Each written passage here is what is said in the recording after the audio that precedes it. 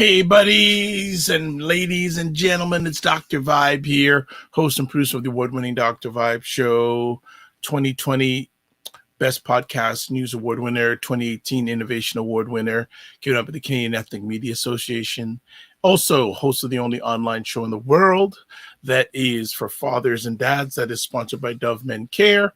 Also, member of DAD, co-sponsored by DAD Central Canada's National Fatherhood Organization, and chair of the Global Food and Drink Initiative, which is a multimedia not-for-profit that showcases Blacks in the diaspora. They're doing their thing in food, wine, and travel. I am joined by Mr. Ryan Knight. What's going on, Ryan? Introduce yourself and what's been going on. Yes, sir. Ryan Knight. They call me the grant hunter. We've been finding the available grants. But before I became the grant hunter, I was a social enterprise business owner at the Detailing Nights, where we go to people's houses or their offices and clean their cars without using any water. And what I'm most proud of with Detailing Nights is our youth entrepreneurship program, which we are actually hiring for right now. So if you have a high school student, a college student that does not have a summer job, we are starting mid-May. So please get in contact with me. We will get them working, get them using their hands, and get them learning about entrepreneurship. And funny enough, our topic today touches on a lot of different funding options that are coming out. And we're able to hire a lot more this year because we got the Summer Jobs Grant, a grant that a lot of business owners in our community are missing. And this is what we're trying to bring information to the community from the Afro-Caribbean Business Network. So that's an organization that I co-founded. We work with entrepreneurs of African and Caribbean heritage to make sure we do not miss these opportunities, and any grants of funding that's available, we get the information to you. And I'm really excited about being here today. Good to see you, sir. Yeah, what's been going on since we last saw each other on Friday? What's been going on? I don't know. I keep getting cryptic phone calls saying that the Black community needs assistance, and I'm hoping ACBN can fill that role. But beyond the cryptic phone calls, we've been house hunting. We've been doing puzzles with the kids. I got banned from my home office by my children. They said, listen, this Sunday, there's no more work. We are going to just have fun. And it was a welcome change. I'll send you the picture of the notice that they put on the door. I was like, you know what? This is well warranted. So we just got to go outside, walk around, collect soil so that we can plant our own mangoes. I'll see if any sprout up. Have you done that in the past? No, this will be the first time. So my son Christian, his assignment was to just plant like apple seeds. What? And then we had all these we were eating mangoes that day, and he's like, "Oh, Dad, can we plant a mango?" I was like, "I'm pretty sure that's how they grew in the first place. So let's figure it out." But I don't know if we have the climate to do it here. But... Yeah, I'm wondering if if you pull it off, that's good stuff, right? Oh man, if we pull it off, I might not leave the house. I'm gonna be huge just eating mangoes. Well, I think that's one of the things too that's being a deeper dive examination since the pandemic is the self-sustainability. And I know I don't remember, there was an event, I didn't catch it on the weekend, about the whole area about Blacks and food sustainability. Right. I don't remember. The email passed on my desk. I didn't get a chance to attend the event. I was attending some other stuff on the weekend, but I'd like to hopefully I know someone that attended the event to see what it was all about, but it was 5 hours long. So lecture series. Yes. Yeah. Maybe sometimes breaking it up would be better, but yeah. Anything else going on over the weekend? Well, speaking of which, there's a gentleman. So the BBPA did, and I think with Say It Loud. No, Say It Loud was the name of the youth program. And I was a mentor, and one of my mentees was a gentleman named Charles from Harlow Grove. So during the week, I heard Charles pitch to Loblaws about what he does. And he teaches people how to grow their own microgreens in their basement. Okay. So he's able to generate like pounds and pounds of vegetables in his basement. And I had ordered some. I enjoy it now. I put it as salad with my dinners. And just hearing him pitch to Loblaws, and now you mentioning about the food security. It's interesting because what would I'd be very interested to see what Loblaw's angle is in hearing that pitch, other than to buy him out. Well, so initially, so the BBPA with Loblaws was doing kind of a procurement program, like a summit, showing Okay. how the different things that Loblaws buys. And so at a certain point, some of the companies got to pitch their Okay. products. And I think he was pitching about the resale. So how to Okay. sell something to Loblaws that they resell in their stores. But again, hey, I mean, Loblaws is Loblaws, right? Like that entity, if they deem that what he's doing is of value, of course, I would see them just, hey, Yeah. come under our wing, right? Yeah. Or They would. I if it's of interest to be two plays, either to be a resale or to buy the idea outright. absolutely. And then, but that touches on such a valuable, important point: intellectual property.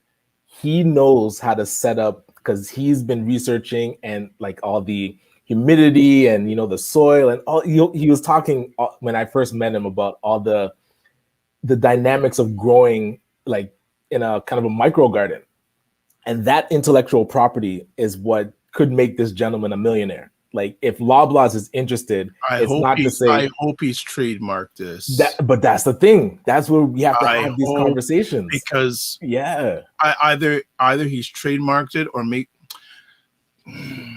So was it a closed door thing? Was it an open thing? Do you know the details of this pitching competition? Because you know something, if you do it in public and it isn't trademarked, someone can copy that idea.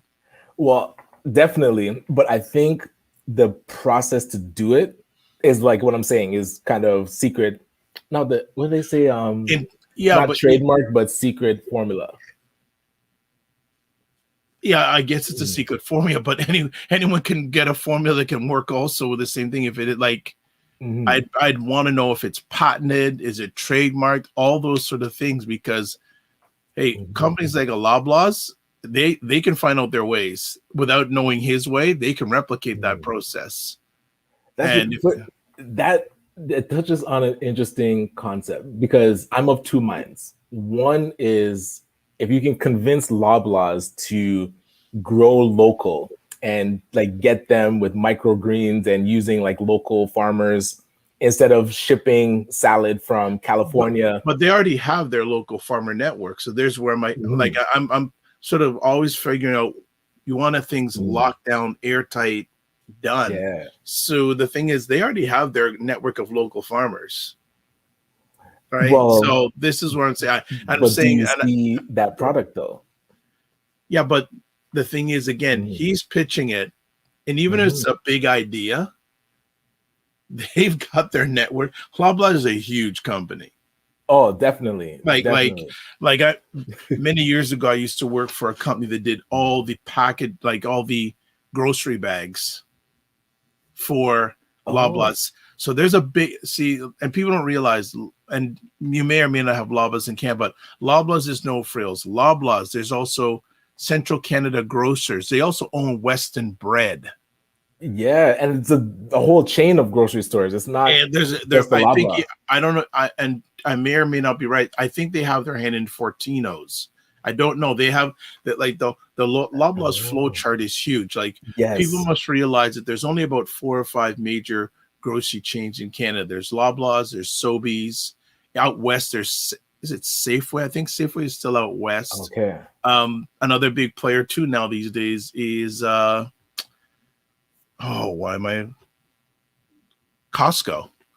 Right. Yeah.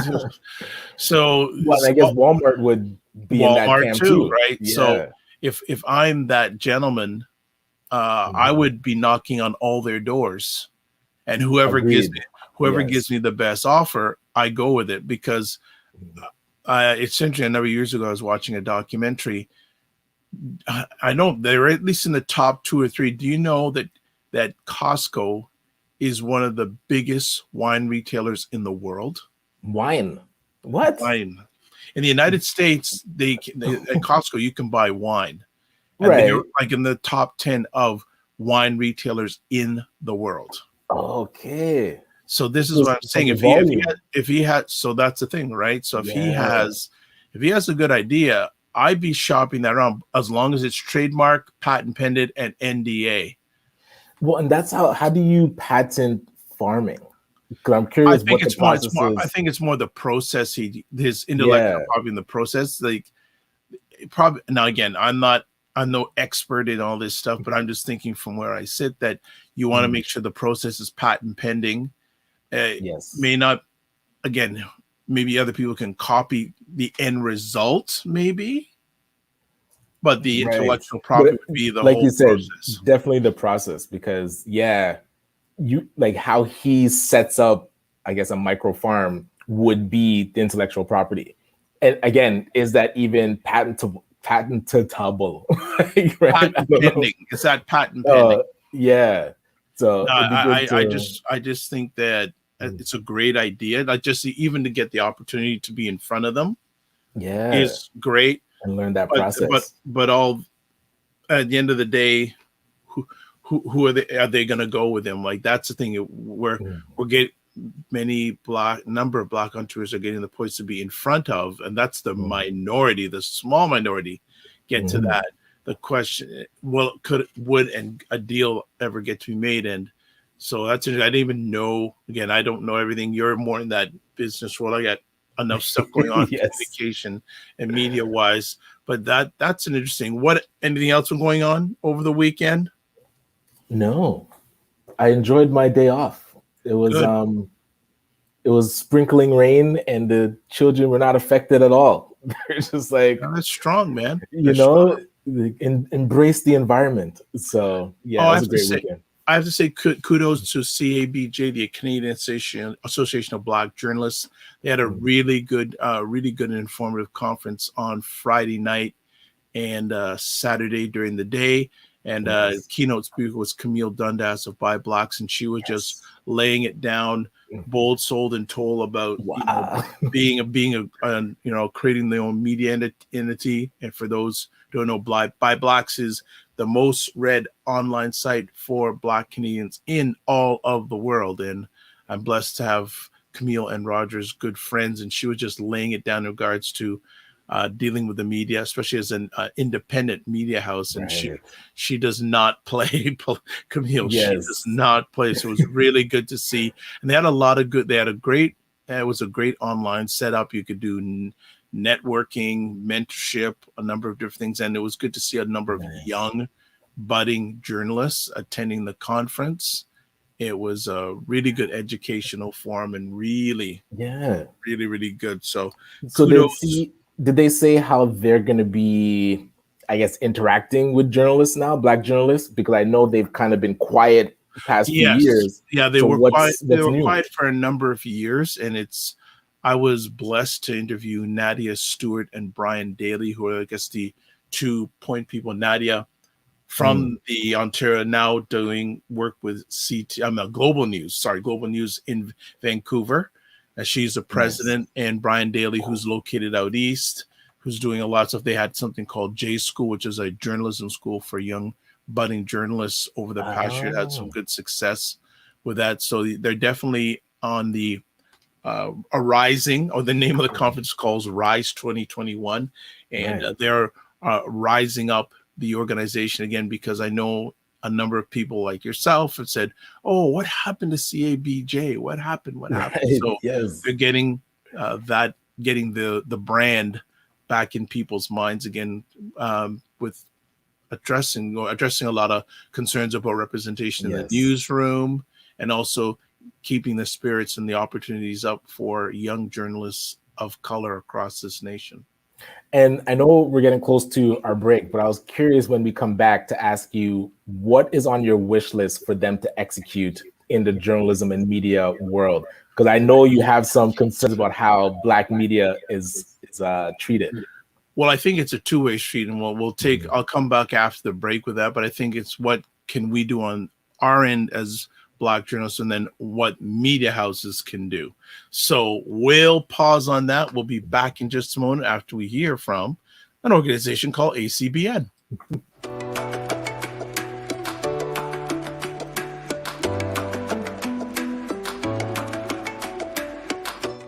name is Ryan Oneil Knight, the founder of Detailing Knights and one of the founding members of ACBN Canada.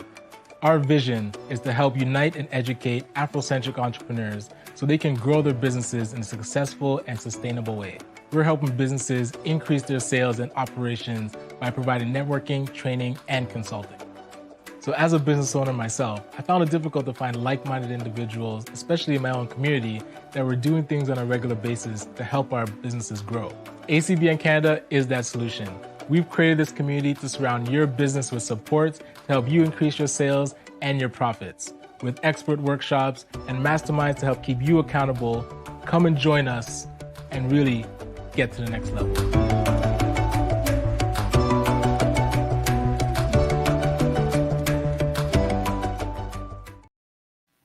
We are back, and Morning Vibe, May 3rd, and another week in some parts of the world, in some people's lives have started, and other people maybe just continuing on. Here with Dr. Vibe here and Ryan Oneil Knight. And Ryan was asking me what were your questions before we went on break about media stuff? Yes, I was curious, what is your wish list that CABJ can now execute? Like, I know you have concerns about how Black media has been treated.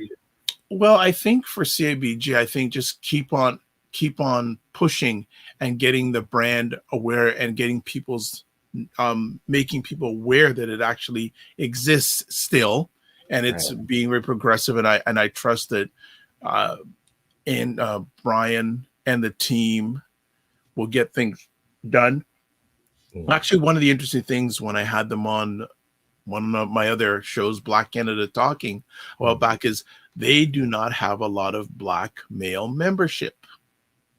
And really? It's very interesting. I'd say the majority of members of the organization are Black women. Nothing wrong with that.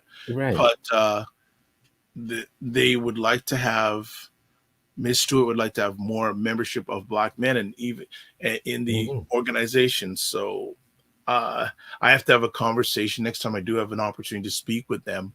I know that subject's going to come up again. So I think on our end, and also media collaboration, I think, and this is a recurring theme in the Black environment across Canada, collaboration with media houses, is very, very key, because it's too much for, there isn't a By Blacks is a very prominent media organization. They do online stuff. They don't do television stuff. So again, radio. Yeah, and I'm not saying that's a bad thing. They have their specialty for Black Canada, not only in the area of media, but in other areas, to take it to the next level. Collaboration is going to be needed, right? Absolutely. Collaboration and doing it with the right intent. So I think it's no different than what you are sometimes challenged with when it comes to Black Canadian business. The whole area of collaboration, right? And, is very, very key. I think from the newsrooms end, they're not. I don't think many of them are very serious. I think that in their hiring practices and their intent, and I'm hoping that CABJ can do a snippet or show the reel of Camille's sharing. She was no holds bar, and she was calling out media. She didn't say networks, just media in general. That, and she says that there, a lot of times she'll get asked to do certain things and interviews, and she won't do them because she doesn't. She just says they're very bold, sold, and told in regards to what they will cover and what they will accept. Yes. So I think the media houses, I still don't think they're serious, and you have to be independent. Like, I'm an independent, Camille's independent. I know there's some other probably media houses out there, and it's not an easy thing, but more and more, slowly but surely, mainstream media is taking us more serious. Slowly but surely. Well, slowly. I don't know about surely. Slowly. Yes. And, for example, I had the opportunity to have a conversation with a major media representative about 3 or 4 months ago. Had a great conversation. She said, "Hey, what do you want from me?" And I told her, and we set another appointment, and she's pushed it back, pushed it back. So the funny thing is, she does like my posts on LinkedIn, which is interesting. So okay. I don't mind. I don't know if she's just seeing how serious and what I'm doing, but I sent her assistant another email last week saying, "Hey, can we reschedule this appointment that you canceled twice?" Yes, like let's get it but on the calendar and done. Haven't heard anything back. And actually, there's just two. I had a very positive, productive weekend. A lot of things on the go. And actually, you may not know, on Friday, I actually interviewed the minister of ESDC. I did see that pop up. I only was able to catch a bit of it. Mr. Hussein, right? Yes, that was interesting, and I was humble. Well, it was interesting because his office reached out to me. Okay.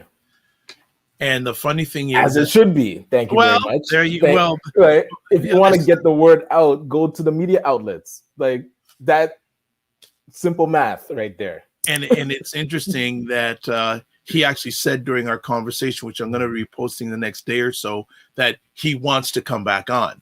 Excellent. Yes, yes. So I have the contact information from the two representatives that reached out to me. So I will be on a regular basis pushing, because I said, hey, your boss said he wanted to come back on. Yes. And so let's get it in the calendar. Well, it's actually interesting, Ryan. Ironically, you're looking for a house and he wants to come back and talk about housing. Okay. And so housing is such a big topic, and I'm so glad that he's going to be coming back on your show to talk about it, because the CMHC office, we're doing our follow-up session on May the 12th, which is this Wednesday? Yes, this Wednesday in the afternoon. A week from this Wednesday. Yes, a week from this Wednesday. Yes. So next week, Wednesday, we're going to be going deeper into how we can build our own affordable housing. So they talked about the different programs that they have. Seed funding was kind of the main first step that people should take. So anybody that right now owns or controls land is willing to build affordable housing on it, a minimum of 5 units. We are going to be doing the workshop to learn how to get money to now research the land. So that includes like environmental assessments, development, architecture, all the things that you have to do prior to building. You're able to get funding to get that done. So next week, Wednesday, if you're interested in building our own affordable housing instead of trying to wait for all these bigger companies to help out, we can do it ourselves. If they're willing to help out. if it's like if that all. So hey, if we have the talent, and a shout out to the African Canadian Association of Contractors. No, that's wrong. African Canadian Contractors Association. We have to get them on. We have to get a representative on the show about that.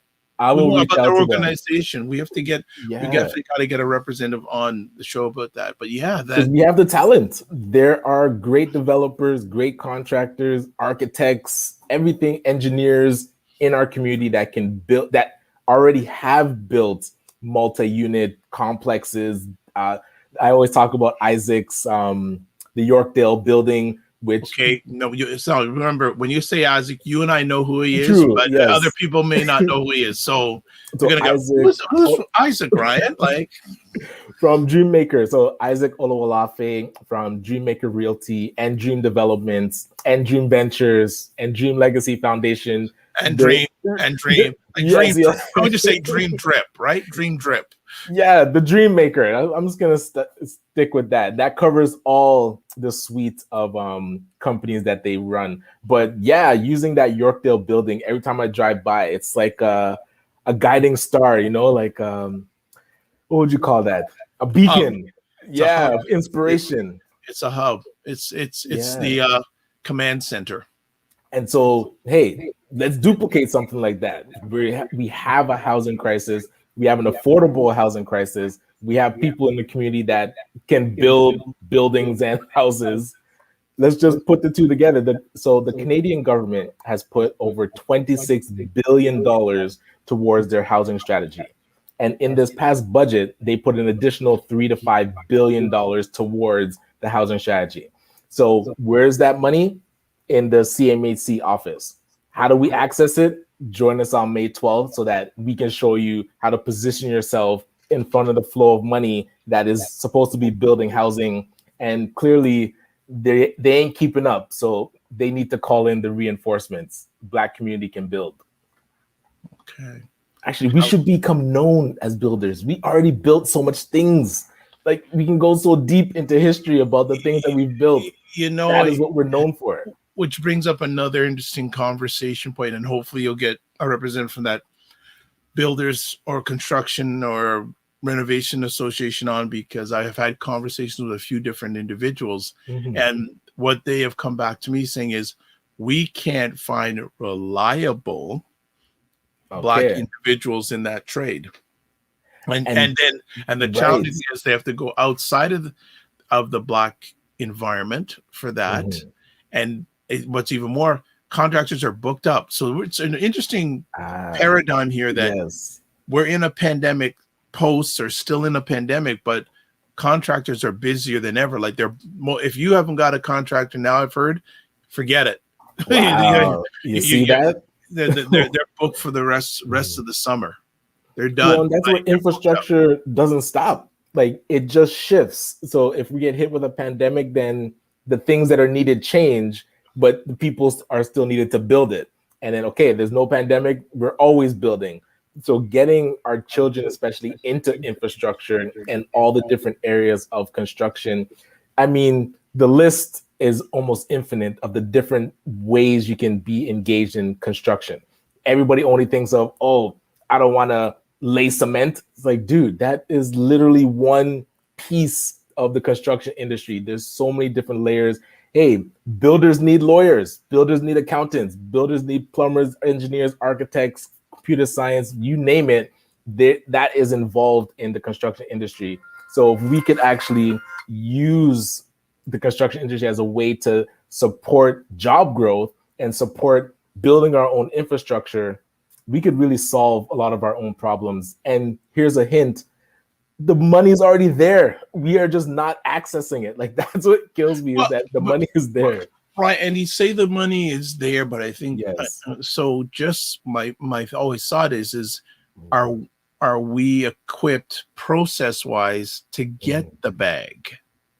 And I would say we're in process of being equipped. I don't know for sure. Like, I'm sure there's definitely organizations and companies that already have been able to crack the procurement code, but we as an organization, so ACBN ourselves, we need to be the ones equipped to get business owners these opportunities, and especially the ones that are already ready, like the ones that exist. And the gentleman that leads ACA is Stephen, oh my gosh, I think it's Callahan, but Stephen's the president, and he runs a company that puts glass into mega skyscrapers, so he's very capable to execute. But now, does he have the time to go after these procurements? Does he have the time to talk to CMHC and, work through the song and dance? He needs a business manager. That's what he needs. Hey, project teams. Yeah, people that will handle that. Yeah, he needs a business manager, because it sounds like he's losing or missing, opportunities just to be at the table. 100% sure. And even our friend Isaac Olowolafe, that is building these big complexes, but doesn't have the time to now do the song and dance with the government to figure out how to get funding to build more housing. So that's where ACBN, the BBPA should be on board. Who else is there? Carifica, Black Opportunity Fund, Black North Initiative. All these different organizations need to get very good at supporting businesses in our community to get the bag. Like, exactly like you said, the bag is sitting there, but the path to it has been blocked. And so we as Black business support organizations need to clear the way. And actually this Friday, we're going to do a deeper dive into all the different funding. So we're going to go through the investment readiness program. We're going to go through the Black Entrepreneurship Fund. We're going to go through Futurepreneur. And what else did I write down? Oh, the Ontario Small Business Grant that people missed. Some people missed it just because they didn't have access to their business details. Like, this is what I talk about. This is what I mean by being prepared. We know that these programs are about to get released, but yet still we're waiting for it to be released to figure out what to do, when we should know what to do ahead of time. You gotta, Well, that's why we can close that gap. Equip. Yes. Equip. You gotta be equipped. That's the key thing. Being equipped is the foundation. Like, you got to know the rules of the game. You got to be playing chess, not checkers. Right. And this is what happened. So we launched our own microloan fund. And Yep. what we found is that the 50 people that applied, only 2 were, I would say, like overly ready. Like business plan was on point, cash flow projections on point. And those are the 2 things that you need for any of these programs that are about to come out. Those are the 2 things that you need. And so if you don't have them ready, it doesn't matter how much opportunity is going to be presented. It doesn't matter. You won't get it. So why not take care of that now? We'll see that. And that's where the challenge comes up, because the money is not always going to be there. And people are watching. Yes. So if they're put, and this again goes back, last year I spent most of the year communicating with and listening a lot to Black Canadian social service organizations, profit and not, especially the not-for-profit ones. And they're not equipped for the process, so they're not getting money. They're saying, hey, we've got people that need the help. The 3 organizations that we're administering say, look, in order to get it, you have to have this in place. They don't have it in place. And that, again, the money's not going to be available forever. Right. Well, and that big report that was created, unfunded, they talked about out of $100, Black nonprofits are getting 30 cents. Yep. And so, sure, in the budget, they put now $200 million endowment. But remember, that same $100, which represents billions and billions of dollars in the philanthropic community, the 30 cents, how do we increase that 30 cents? That is where, why are we only, you got to collaborate together, because you won't be able to tap into that. Well, forget about the top. Again, it gets back to, if you can't do it on your own, collaborate together to get it. Because at the end of the day, it's the Black family, Black individual in the street. What do we have to focus? What do we have to do to get the help to them? Because these things are critical day-to-day things. It's day-to-day things that they're living on. And the sad thing is, we don't want it be too late. Agreed. And that's usually the story of the community is, oh, this existed, but we missed it.